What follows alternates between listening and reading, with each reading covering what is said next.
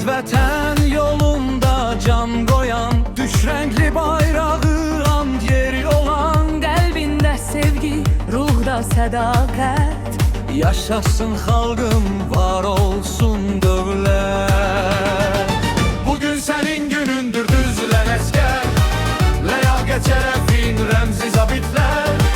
Havadan, qurudan ya da dənizdən, bu şanlı ordunun bir fərdisən sən. Bugün sənin günündür düzlən əskər düzlən, yaşasın xalqım, var olsun dövlət. Bugün sənin günündür düzlən əskər düzlən, üç rəngli bayraq qalxır ürəklər.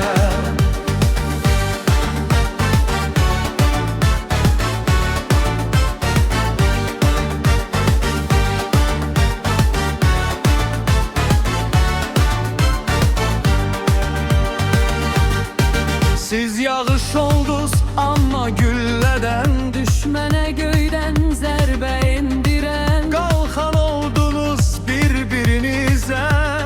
dünya şahid oldu gücünüzə. Bugün sənin günündür düzülən əskər, ləyaqət şərəfin rəmzi zabitlər.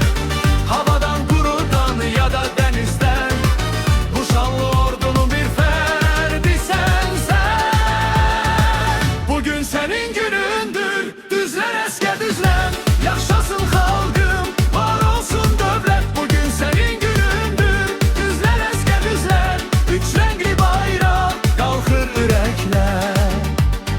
Aktı kanımız, yandı canımız, bize melhem oldu kısasımız. İndi sevinir göydən şəhidlər, Azaddır torpağın artık yiğitler. Bugün senin günündür düzlen əskər düzlen, yaşasın xalq.